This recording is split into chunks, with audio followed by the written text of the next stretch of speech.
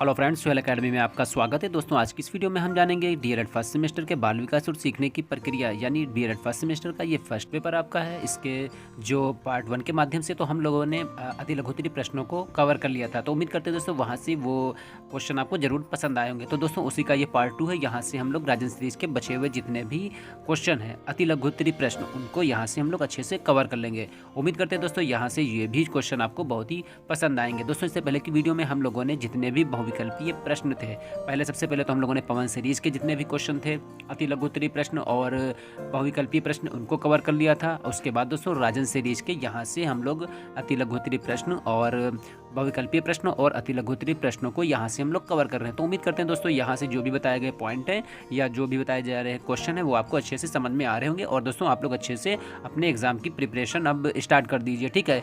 और दोस्तों जिन लोगों ने अभी तक हमारे चैनल सोहेल एकेडमी को सब्सक्राइब नहीं किया तो चैनल को जरूर सब्सक्राइब कर लें, बेल आइकन को प्रेस कर लें, जिससे हमारी वीडियो की नोटिफिकेशन आपको सबसे पहले पहुंचे। दोस्तों वीडियो को लाइक और अपने दोस्तों में ज़्यादा से ज़्यादा शेयर करें। तो दोस्तों शुरू करते हैं आज की इस वीडियो को। शिक्षक को बाल विकास का ज्ञान क्यों आवश्यक है, 2 कारण बताइए। देखिए, आप लोग शिक्षक बनने वाले हैं तो आप लोगों को बाल विकास का ज्ञान होना क्यों ज़रूरी है, ये यहाँ पर पूछा जा रहा है, ठीक है। तो शिक्षक के लिए मनोविज्ञान की उपयोगिता को मुख्य बिंदुओं द्वारा स्पष्ट किया जा सकता है, ठीक। नंबर 1 है बाल मनोविज्ञान शिक्षक को सम्यक दृष्टिकोण प्रदान करता है, ठीक है। उसके बाद नंबर 2 पर आता है कि बाल मनोविज्ञान की सहायता से बालक के विकास की विभिन्न अवस्थाओं का ज्ञान प्राप्त हो जाता है। तो दोस्तों ये जो विकास की विभिन्न अवस्थाएं होती हैं, इन अवस्थाओं के अकॉर्डिंग ही शिक्षा प्रदान की जाती है। इसमें शिक्षा रुचि, क्रिया और खेल के सिद्धांतों पर आधारित शिक्षण पद्धतियों का उपयोग करता है, ठीक। उसके बाद एक और यहाँ पर दे दी गई है कि बाल मनोविज्ञान कक्षा में उपयुक्त शैक्षिक वातावरण उत्पन्न करने में या तैयार करने में जो है सहायता करता है, ठीक है। अगला क्वेश्चन यहाँ पर आता है कि शैशवावस्था की मुख्य 2 विशेषताएं लिखिए। 2022 में दोस्तों आए हुए क्वेश्चन है, ठीक है। तो सर्वांगीण विकास की दृष्टि से शैशवावस्था की प्रमुख विशेषताएं निम्नलिखित हैं। नंबर 1 आएगा शारीरिक विकास की तीव्रता, ठीक है, यानी शारीरिक विकास जो होता है तेज गति से वो बढ़ता है। बालक के जीवन के प्रथम 3 वर्षों में शारीरिक विकास तेज गति से होता है। लंबाई तथा भार में वृद्धि होती है। शरीर के अन्य अंग और मांसपेशियों का भी विकास तेज गति से इसमें होता है। देखिए, घर में जो छोटे बच्चे हों, ठीक, आप उनको देखिए तो वहाँ से जितने भी बाल विकास की जो अवस्थाएं होती हैं आप उनको वहाँ से देख के चलिए, ठीक है। खासकर बाल्यावस्था, शैशवावस्था और किशोरावस्था को आप देखिए, क्योंकि हम लोग तो वहाँ से निकल चुके हैं, आप लोग भी वहाँ से निकल चुके हैं, है ना। फिर उसके बाद 2 पर आता है अपरिपक्वता। तो इस अवस्था में शिशु शारीरिक और बौद्धिक रूप से अपरिपक्व होता है, ठीक। स्वाभाविक रूप से वो धीरे धीरे पालन पोषण द्वारा परिपक्व हो जाता है, यानी मैच्योरिटी धीरे धीरे उनको प्राप्त होती है, ठीक है। पहले मैच्योर कहाँ होता है, लेकिन क्या होता है, धीरे धीरे शारीरिक रूप से और बौद्धिक रूप से क्या होता है, वो मैच्योर नहीं होगा, लेकिन क्या होगा, धीरे धीरे वो मैच्योर हो जाता है, ठीक है। अगला क्वेश्चन यहाँ पर आता है कि किशोरावस्था का क्या तात्पर्य है, मतलब किशोरावस्था से आप क्या समझते हैं, ठीक। तो यहाँ पर एक डिफिनेशन दी है कि ब्लेयर, जोन्स और सिम्पसन के अनुसार किशोरावस्था प्रत्येक व्यक्ति के जीवन का वह काल है जो बाल्यावस्था के अंत में प्रारंभ होता है और पूर्णावस्था के प्रारंभ में समाप्त हो जाता है, ठीक है। यानी बाल्यावस्था और पूर्णावस्था के जो बीच की जो कड़ी होगी वो कौन सी कड़ी हो जाएगी, वो हो जाएगी किशोरावस्था। यानी जैसे बाल्यावस्था खत्म होगा, ठीक है, उस वैसे ही किशोरावस्था शुरू हो जाएगा, और जैसे किशोरावस्था खत्म होता है वैसे पूर्णावस्था जो है शुरू हो जाती है, ठीक है। इस तरीके से यहाँ पर है ये, ठीक है। अगला क्वेश्चन यहाँ पर आता है कि समायोजन क्या है। 2022 और 23 में आया हुआ क्वेश्चन, इंपॉर्टेंट दोस्तों क्वेश्चन यहाँ से ये हैं, ठीक है। तो गेट्स और अन्य के शब्दों में कि समायोजन निरंतर चलने वाली वो प्रक्रिया है जिसके द्वारा व्यक्ति अपने और वातावरण के बीच संतुलन स्थापित करने के लिए अपने व्यवहार में परिवर्तन करता है, ठीक है। यानी समायोजन में ये होगा कि व्यक्ति जो होगा, यानी हम हो चाहे आप हो चाहे कोई भी समाज का नागरिक हो, ठीक है, तो क्या करेगा, अपने और वातावरण के बीच जो होगा एक संतुलित संबंध बनाने के लिए अपने व्यवहार में जो परिवर्तन करेगा वो हो जाएगा समायोजन यहाँ पे, ठीक है। अगला क्वेश्चन यहाँ से आता है कि सामाजिक विकास क्या है। तो सामाजिक विकास का तात्पर्य विकास की उस प्रक्रिया से है जिसके द्वारा व्यक्ति सामाजिक वातावरण के साथ समायोजन करता है, ठीक। सामाजिक नियमों के अनुरूप अपनी इच्छाओं और आवश्यकताओं पर नियंत्रण करता है, दूसरे के प्रति अपने कर्तव्यों का अनुभव करता है और लोगों के प्रति अच्छे सामाजिक संबंध स्थापित करता है, ठीक। तो ये सामाजिक विकास हो गया, क्योंकि मनुष्य क्या है, मनुष्य एक सामाजिक प्राणी है, और जो सामाजिक प्राणी है तो क्या होगा, समाज में विकास होना उसका बहुत ही ज़रूरी होगा। जब समाज का विकास करेगा तो उसका विकास खुद ब खुद हो जाएगा, ठीक। अगला क्वेश्चन आता है कि आवाज़ में भारीपन किस अवस्था में आता है, ठीक। 2022 में आया हुआ क्वेश्चन है, ठीक है। तो आवाज़ में भारीपन किशोरावस्था में आता है। देखिए, आवाज़ में भारीपन कब आता है, ठीक है। तो किशोरावस्था में आएगा। अगला क्वेश्चन यहाँ पर आता है कि कल्पना से आप क्या समझते हैं? तो कल्पना मनुष्य के नवीन आविष्कार, साहित्य सर्जन, नवनिर्माण आदि की देन है। कल्पना एक मानसिक क्रिया है जिसमें गत अनुभवों को या उन वस्तुओं को जो सामने उपस्थित नहीं होती, ठीक है, उसे नवीन रूप से संगठित करके या सजाकर पुनः स्मरण किया जाता है। कल्पना में स्मृति का भी प्रभाव परिलक्षित होता है। कल्पना संवेदनशील, प्रत्यक्षीकरण और स्मृति पर आधारित होते हुए भी एक स्वतंत्र क्रिया होती है, ठीक है। अगला क्वेश्चन आता है रुचि के दो भेद बताइए, ठीक, 2022 में आया हुआ क्वेश्चन। तो रुचि के दो प्रकार या दो भेद होते हैं, एक होती जन्मजात रुचि और एक होती अर्जित रुचि, ठीक है। अगला क्वेश्चन यहाँ पर आता है कि अमूर्त बुद्धि से आप क्या समझते हैं? तो अमूर्त बुद्धि ज्ञानोपार्जन के प्रति रुचि, रुझान, पढ़ने लिखने से संबंधित पुस्तकीय ज्ञान प्राप्त करने में, शब्दों तथा प्रतीकों के रूप में उपस्थित समस्याओं को हल करने में प्रकट होती है, जैसे गणित के सूत्र को हल करने में, दर्शन और तर्कशास्त्र के विषय को समझने में, साहित्यिक रचनाओं को सौंदर्यभूति में यही बुद्धि कार्य करती है, ठीक है।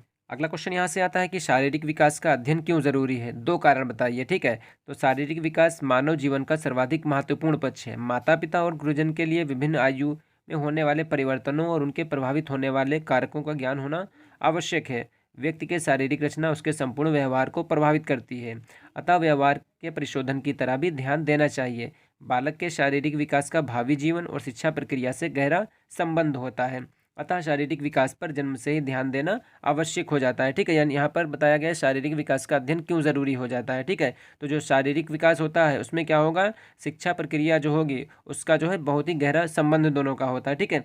अगला क्वेश्चन यहाँ से आता है कि बाल्यावस्था की दो विशेषताएं बताइए। तो बाल्यावस्था की दो विशेषताएं हो जाएंगी कि सर्वांगीण विकास की दृष्टि से बाल्यावस्था की प्रमुख विशेषताएं निम्नलिखित हैं। शारीरिक तथा मानसिक विकास में स्थिरता। तो बाल्यावस्था में शारीरिक और मानसिक विकास में स्थिरता आ जाती है। विकास की स्थिरता शारीरिक और मानसिक शक्तियों को दृढ़ता प्रदान करती है।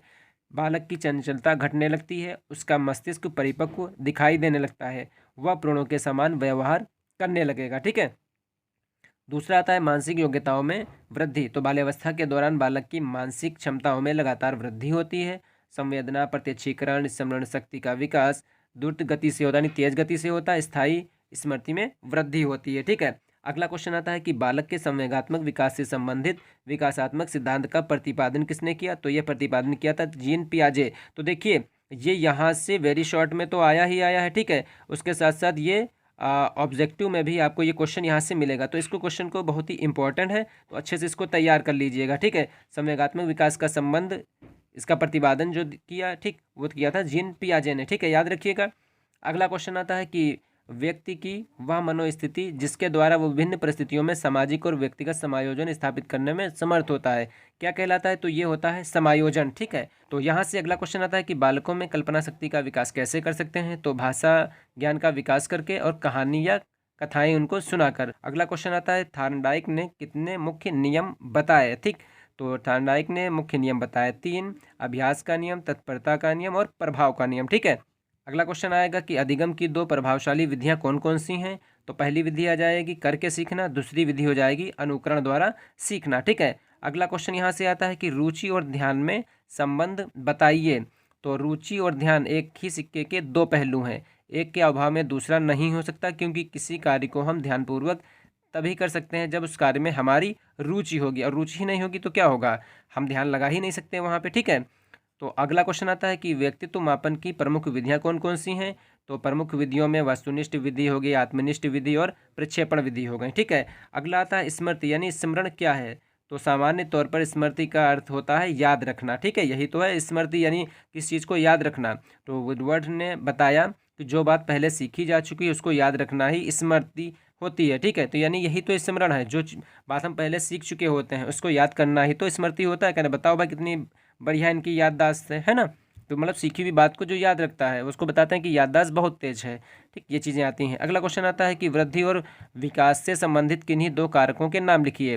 तो दो कारक हो जाएंगे, बालक का भोजन, उसके बाद लैंगिक अंतर हो जाएगा, ठीक है। अगला आता है चिंतन क्या है? तो चिंतन से आशय, चिंतन एक ज्ञानात्मक प्रक्रिया है, इसका आधार प्रत्यक्षीकरण और स्मृति होता है। ये प्रक्रिया किसी समस्या के उपस्थित हो जाने के कारण प्रारंभ होती है और अंत तक चलती रहती है। आमतौर पर चिंतन को सीखना भी कहते हैं, ठीक है। चिंतन व्यक्तित्व का प्रतीकात्मक व्यवहार। चिंतन के विकास हेतु बच्चे में ठीक है, बच्चों में क्या है, करके सीखने की क्रिया जागृत करना बहुत ही ज़रूरी हो जाता है। ठीक है, तो गिलफोर्ड ने बताया कि चिंतन प्रतीकात्मक व्यवहार है, ये सभी प्रतिस्थापन से संबंधित होता है। अगला आता है कि कल्पना क्या है। ठीक है, तो मैकडूगल के अनुसार कल्पना दूरस्थ वस्तुओं के संबंध का चिंतन है। जैसे जैसे बालक में भाषा का ज्ञान होता है, उनकी कल्पना शक्ति क्या होती है, वो बढ़ती हुई चली जाती है। ठीक, अगला आता है तर्क क्या है।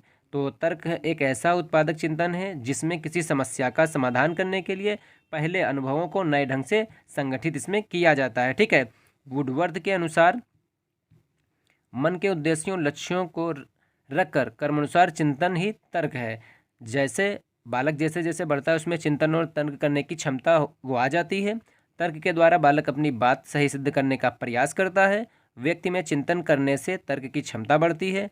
चिंतन प्रथम सोपान है, उससे जुड़ा तर्क दूसरा सोपान है। ठीक, 11 से 12 वर्ष की आयु में तर्क की क्षमता आ जाती है। ठीक है, अगला क्वेश्चन आता है कि वातावरण वह प्रत्येक वस्तु है जो व्यक्ति के जीन्स के अतिरिक्त प्रत्येक वस्तु को प्रभावित करती है। ये परिभाषा किसकी है, तो ये एनाटॉसी की परिभाषा है।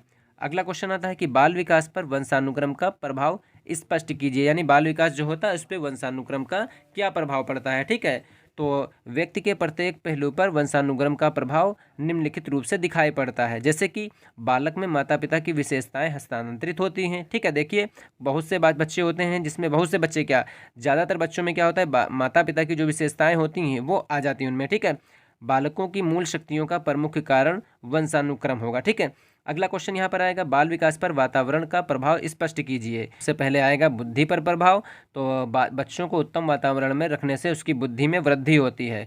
व्यक्तित्व पर क्या प्रभाव पड़ता है, अच्छे वातावरण का व्यक्तित्व पर विशेष प्रभाव पड़ता है। अगला क्वेश्चन आता है कि किशोरावस्था की प्रमुख विशेषताएं क्या होती हैं। ठीक है, तो आत्मसम्मान की भावना होती है, काम भावना की परिपक्वता होती है, धार्मिक भावों का उदय होता है और अपराध की प्रवृत्ति इसमें पाई जाती है। ठीक है, अगला क्वेश्चन आता है कि पेस्टोलॉजी के अनुसार परिवार की परिभाषा दीजिए। ठीक है, तो घर शिक्षा का सर्वोत्तम स्थान और बालक की प्रथम पाठशाला है। तो ये पेस्टोलॉजी ने बताया परिवार के बारे में। ठीक है, कि घर जो होगा वो शिक्षा का सर्वोत्तम स्थान है और बालक की ये प्रथम पाठशाला है। तो ये सही भी है ना। अगला, व्यक्तित्व के निर्धारक तत्वों का नाम बताइए। ठीक, तो कुछ तत्व ऐसे होते हैं जो व्यक्तित्व का निर्धारण करते हैं, जैसे वंशानुक्रम हो गया, वातावरण हो गया, सामूहिक तनाव हो गया, सामाजिकरण हो गया, शारीरिक तत्व जो होंगे। ठीक, ये क्या होते हैं, ये जो तत्व होते हैं ये व्यक्तित्व का निर्धारण करते हैं। ठीक, अगला क्वेश्चन आता है कि रुचि की किन्हीं दो विशेषताओं का वर्णन कीजिए, यानी रुचि के दो विशेषताएं बताइए। तो रुचि ज्ञान पर आधारित होती है। उसके बाद अगला आएगा, रुचि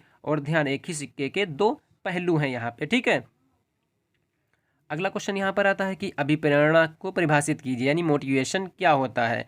तो अभिप्रेरणा को इंग्लिश में कहते हैं मोटिवेशन। ये शब्द अंग्रेजी के मोटिवेशन का हिंदी रूपांतरण है। ठीक है, अभिप्रेरणा से क्रियाशीलता व्यक्ति होती है। अभिप्रेरणा अधिगम, अधिगम को कहते हैं सीखना। ठीक है, तो अभिप्रेरणा अधिगम का सहायक अंग। जॉनसन के अनुसार अभिप्रेरणा सामान्य क्रियाकलापों का प्रभाव है जो मानव व्यवहार को उचित मार्ग पर ले जाती है। ठीक है, अगला क्वेश्चन यहाँ पर आता है कि बाल मनोविज्ञान की आवश्यकता क्यों है।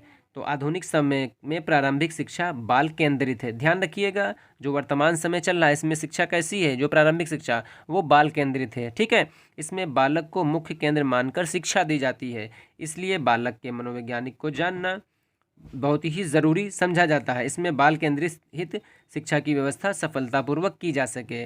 ठीक है, अगला क्वेश्चन आता है, किस विधि के द्वारा मनोवैज्ञानिक कारक से उसके अभिभावक अथवा अध्यापक से साक्षात्कार है। ठीक, तो ये होती है साक्षात्कार विधि। अगला क्वेश्चन होता है कि वंशानुक्रम का अर्थ स्पष्ट कीजिए। ठीक, तो अनुवांशिक लक्षणों का एक पीढ़ी से दूसरी पीढ़ी में पहुंचना ही क्या कहलाता है, ये वंशानुक्रम कहलाता है। ठीक है, रूट बेंटिक के अनुसार वंशानुक्रम माता पिता से संतान को प्राप्त होने वाले गुणों का नाम है। ठीक है, अगला क्वेश्चन यहाँ पर आता है, मनोवैज्ञानिकों के अनुसार बाल विकास की कितनी अवस्थाएं हैं यहाँ पे। ठीक है, तो बाल विकास की सामान्य 3 अवस्थाएं बताइए, एक शिशुअवस्था, फिर बाल्यावस्था, फिर किशोरावस्था। ठीक है, अगला क्वेश्चन यहाँ पर आता है, बाल मनोविज्ञान में किसका अध्ययन किया जाता है। ठीक है, तो बाल मनोविज्ञान में बालकों की विकास की जो विभिन्न अवस्थाएं होती हैं उनका अध्ययन बाल मनोविज्ञान में किया जाता है। ठीक, अगला क्वेश्चन आता है, बाल विकास के कौन कौन से पक्ष हैं।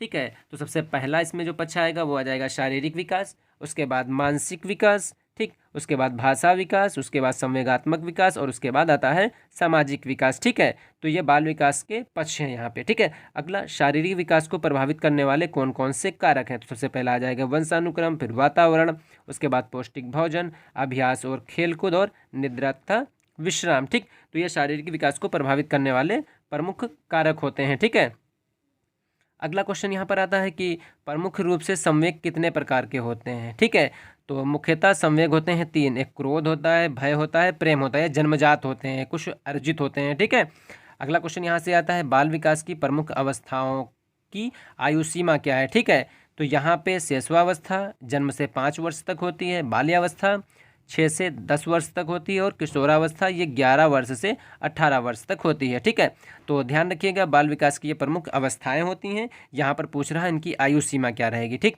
तो शैशवावस्था जन्म से 5 वर्ष, बाल्यावस्था 6 से 10 वर्ष, किशोरावस्था 11 से 18 वर्ष होती है। ठीक, अगला क्वेश्चन आता है अधिगम का अर्थ क्या होता है। वेरी वेरी इंपॉर्टेंट क्वेश्चन यहाँ पर आता है। ठीक है, तो 2019, 22 और 23 में आया हुआ क्वेश्चन है। ठीक है, तो अधिगम सीखने तथा सिखाने की सतत प्रक्रिया है। ठीक है, तो क्रो एंड क्रो के अनुसार क्या है, ज्ञान और अभिवृत्ति की प्राप्ति ही अधिगम है यहाँ पे। ठीक है, अगला क्वेश्चन आता है कि वातावरण का अर्थ स्पष्ट कीजिए।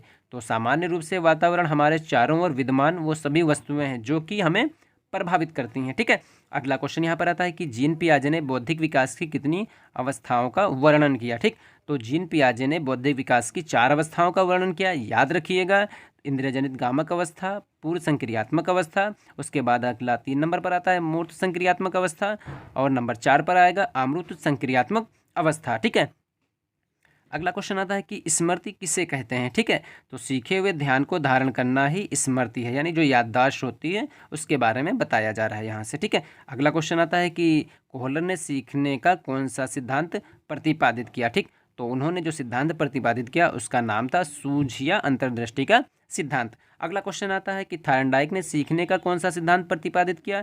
तो प्रयत्न और त्रुटि का सिद्धांत। ठीक, इंपॉर्टेंट दोस्तों क्वेश्चन यहाँ से आपके एग्जाम में जरूर आएंगे यहाँ से। ठीक है, अगला क्वेश्चन आता है कि पावलोव ने सीखने का कौन सा सिद्धांत प्रतिपादित किया। तो अनुबंधन का सिद्धांत था। ठीक, स्किनर के सीखने के सिद्धांत का नाम बताइए। तो क्रिया प्रसूत अनुबंधन सिद्धांत। अवधान क्या है। तो चेतना का केंद्रीकरण ही अवधान है यहाँ पे। ठीक है, अगला क्वेश्चन आता है बुद्धि परीक्षण क्या है। तो बुद्धि का मापन ही बुद्धि परीक्षण है। ठीक, अगला क्वेश्चन आता है कि चिंतन क्या है। तो चिंतन एक मानसिक प्रक्रिया है जिसके द्वारा व्यक्ति अपनी किसी विशिष्ट या लक्ष्य केंद्रित समस्या का समाधान करता है। ठीक है, अगला क्वेश्चन तर्क से क्या तात्पर्य है। तो उद्देश्यों और लक्ष्यों को मन में रखकर कर्म अनुसार चिंतन करना ही तर्क कहलाता है। ठीक, अगला क्वेश्चन यहाँ से आता है कि कल्पना किसे कहते हैं। 2023 में आया हुआ क्वेश्चन है दोस्तों यहाँ से कि परोक्ष वस्तुओं के संबंध में चिंतन करना ही कल्पना कहलाता है। अगला क्वेश्चन आता है कि स्मृति जो कि एक जटिल मनोशारीरिक योग्यता होती है, इसके अंतर्गत होने वाली 4 प्रक्रियाएं कौन कौन सी होती हैं। तो सीखना, धारण करना, पुनः स्मरण और पहचान आ जाएगा। ठीक है, अगला क्वेश्चन आता है कि क्रंदन, बलबलाना, हाव भाव, शब्द भंडार तथा वाक्य निर्माण किस विकास अवस्था में होता है। ठीक है, तो ये भाषा विकास की ये शैशवावस्था होती है। ठीक है, ध्यान रखिएगा, अशिक्षित व्यक्ति या बालकों के बुद्धिमापन किस परीक्षण से करते हैं। तो ये होता है अशाब्दिक बुद्धि परीक्षण। ठीक है, यानी जो पढ़े लिखे लोग नहीं होते हैं और जो बालक छोटे होते हैं जो पढ़े लिखे नहीं होते हैं, ठीक है, उनका जो बुद्धिमापन होगा वो अशाब्दिक बुद्धि परीक्षण के द्वारा होता है। ठीक है, अगला कोहलर ने अपने व्यक्तित्व के सिद्धांत का प्रतिपादन किसके ऊपर प्रयोग करके किया था। तो वो किया था वनमानुष पे, उसका नाम था सुल्तान। ठीक है, नाम भी ध्यान रखिएगा यहाँ से। ठीक है, स्टैनले हॉल ने किशोरावस्था को कौन सी अवस्था कहा। तो स्टैनले हॉल ने किशोरावस्था को बड़े बल, तनाव, तूफान और विरोध की अवस्था कहा। स्टेटमेंट दोस्तों याद रखिएगा, वेरी इंपॉर्टेंट यहाँ से है। अगला, हॉल ने सीखने का कौन सा सिद्धांत प्रतिपादित किया। तो ये था प्रबलन का सिद्धांत। अगला, गुथरी के सीखने का सिद्धांत बताइए। तो ये था समीपता का सिद्धांत। अगला आता है कि संज्ञानात्मक विकास का सिद्धांत किसका है। तो ये जीन पियाजे का। दोस्तों वेरी इंपॉर्टेंट, यहाँ से भी क्वेश्चन यहाँ से आते हैं। ठीक है, अगला क्वेश्चन यहाँ पर आता है कि सामाजिक विकास के सिद्धांत का प्रतिपादन किसने किया। तो वाइगोस्की ने किया था यहाँ पे। अगला क्वेश्चन आता है कि वह प्रवृत्ति जो बालक में होने वाले किसी वस्तु, व्यक्ति या प्रतिक्रिया के प्रति ध्यान केंद्रित करता है और उससे उसका लगाव हो जाता है। ठीक है, क्या कहते हैं उसको। तो उसको कहते हैं रुचि। ठीक, अगला क्वेश्चन आता है जब बालक किसी तथ्य या कार्य को दूसरे बालक के तथ्य या कार्य को देखकर उसकी तरह सीखता है और सीखने की कोशिश करता है। ठीक है, तो कौन सी विधि कहलाती है। तो वो होती है निरीक्षण विधि। ठीक है, अगला क्वेश्चन यहाँ पर आता है कि अन्य बातों के समान होने पर बालक कई बार अभ्यास करते करते कोई चीज़ सीख ले तो सीखने की ये विधि थार्नडाइक की किस विधि के अंतर्गत आती है? तो ये होती है प्रयत्न और भूल विधि। ठीक, अगला क्वेश्चन यहाँ से आता है कि जब एक कुत्ते के सामने पहले घंटी बजाई जाती है और फिर उसी के सामने भोजन का टुकड़ा दिया जाता है, ठीक है, और कुत्ता लार स्रावित करता है यानी लार टपकाता है, ये प्रक्रिया कई बार होने के बाद प्रयोगकर्ता द्वारा घंटी बजाने की यानी बिना भोजन दिए ही कुत्ते द्वारा लार टपका दी गई। ठीक, किसके और कौन से सिद्धांत के अंतर्गत ये आता है? ठीक है, तो ये होते हैं संबंध प्रतिक्रिया का सिद्धांत, ये पावलाव के द्वारा था। ठीक है, अगला, जीन पियाजे ने बालक के संज्ञानात्मक विकास के अंतर्गत अनुकूलन क्रिया का विभाजन किन दो क्रियाओं में किया? तो आत्मसात्करण और उसके बाद था व्यवस्थापन। ठीक है, अगला क्वेश्चन आता है कि जीन पियाजे द्वारा प्रतिपादित बालक की संज्ञानात्मक विकास की संबंधित तीसरी अवस्था क्या कहलाती है? तो ये थी मूर्त संक्रिया काल। ठीक है, अगला क्वेश्चन आता है कि बालक के संवेगात्मक विकास से संबंधित विकासात्मक सिद्धांत का प्रतिपादन किसने किया? तो जीन पियाजे ने विकासात्मक सिद्धांत का प्रतिपादन किया। अगला, गिलफोर्ड ने बुद्धि के त्रिआयामी सिद्धांत के अंतर्गत किन तीन विधाओं की मानसिक योग्यता का वर्गीकरण किया? तो तीन विधाएं हैं, विषय वस्तु, संक्रिया और उत्पाद। ठीक, अगला क्वेश्चन आता है युंग ने सामाजिक अंतरक्रिया के आधार पर व्यक्तित्व को किन किन भागों में वर्गित किया? ठीक है, तो युंग ने सामाजिक अंतरक्रिया के आधार पर व्यक्तित्व को तीन भागों में वर्गित किया, अंतर्मुखी, बहिर्मुखी और उभयमुखी। ठीक है, अगला क्वेश्चन यहाँ से आता है कि वह मानसिक प्रक्रिया जिसमें संगठित और व्यवस्थित रूप से चिंतन किया जाता है क्या कहते हैं? ठीक है, तो उसको कहते हैं तर्क यहाँ पे। ठीक है, अगला क्वेश्चन, बालकों की वह मनोस्थिति जिसके द्वारा वह विभिन्न परिस्थितियों में व्यक्तिगत और सामाजिक समायोजन करने में समर्थ होता है, उसको क्या कहते हैं? तो उसको कहते हैं मानसिक स्वास्थ्य। अगला क्वेश्चन आता है सीखने की मात्रा तथा समय के परस्पर संबंध को चित्रांकित करने पर जो वक्र प्राप्त होता है उसको क्या कहते हैं? तो उसको कहते हैं सीखने का वक्र। अगला क्वेश्चन आता है जीन पियाजे ने बालक के संज्ञानात्मक विकास के अंतर्गत अंतिम अवस्था किसे माना? ठीक, तो ये था औपचारिक संक्रिया काल। अगला क्वेश्चन यहाँ पर आता है कि सीखने के किस सिद्धांत के अंतर्गत व्यक्ति संपूर्ण परिस्थिति के प्रत्यक्षीकरण के आधार पर सीखता है? ठीक है, तो ये होता है गेस्टाल्ट सिद्धांत। ठीक,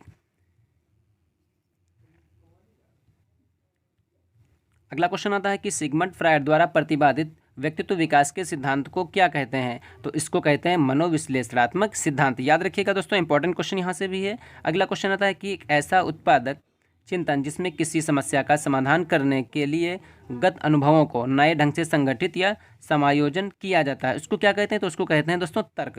ठीक, अगला क्वेश्चन यहाँ से आता है कि बालक में पाए जाने वाले जन्मजात अभिप्रेरकों के नाम बताइए। ठीक है, तो कुछ जो अभिप्रेरक होते हैं वो जन्मजात होते हैं। ठीक है, कौन कौन से हैं? जैसे भूख, बच्चे में देखिए भूख लगती है, प्यास होती है, नींद होती है, होम्योस्टेटिस, उसके बाद तापक्रम का नियमन। ठीक है, मात्रात्मक व्यवहार, काम, पलायन, जुजुप्सा, जिज्ञासा, क्रीड़ा और हास्य विनोद, ये क्या होती हैं? ये बालक की जन्मजात अभिप्रेरक हैं। तो ये जन्मजात अभिप्रेरकों के नाम याद रख लीजिएगा, जो मुख्य रूप से हो जाएंगे भूख, प्यास, नींद हो जाएगी, डर हो जाएगा। ठीक है ना, ये सब चीज़ें इसमें आती हैं। ठीक है, अगला क्वेश्चन यहाँ पर आता है प्राप्तांक जो किसी प्रदत्त को दो बराबर भागों में बांटता है उसको क्या कहते हैं? तो उसको कहते हैं मध्यांक।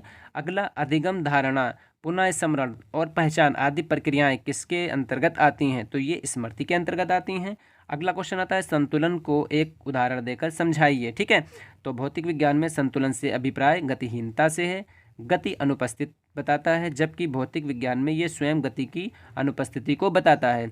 मांग तथा पूर्ति की शक्तियों द्वारा प्राप्त सबसे संतुलन। ठीक है, तो दोस्तों आज की इस वीडियो में हम लोगों ने डीएलएड फर्स्ट सेमेस्टर के बाल विकास और सीखने की प्रक्रिया यानी डीएलएड फर्स्ट सेमेस्टर का जो पार्ट सेकंड था यानी जो बचे हुए क्वेश्चन थे उनको हम लोगों ने यहाँ से कवर कर लिया। तो उम्मीद करते हैं दोस्तों यहाँ से जो भी बताए गए पॉइंट हैं वो आपको जरूर समझ में आ गए हो। दोस्तों फिर भी अगर कहीं पर भी कोई भी कंफ्यूजन हो तो कमेंट्स बॉक्स में हमें कमेंट्स करिए। दोस्तों जिन लोगों ने अभी तक हमारे चैनल सुवर्ण अकेडमी को सब्सक्राइब नहीं किया तो चैनल को जरूर सब्सक्राइब कर लें, बेल आइकन को प्रेस कर लें जिससे हमारी वीडियो की नोटिफिकेशन आपको सबसे पहले पहुंचे। दोस्तों वीडियो को लाइक और अपने दोस्तों में ज़्यादा से ज़्यादा शेयर करें। मिलते हैं दोस्तों नेक्स्ट वीडियो में बहुत ही जल्द। तब तक के लिए दोस्तों अपना ख्याल रखिए और अपनी स्टडी को भी कंटिन्यू जारी रखिए।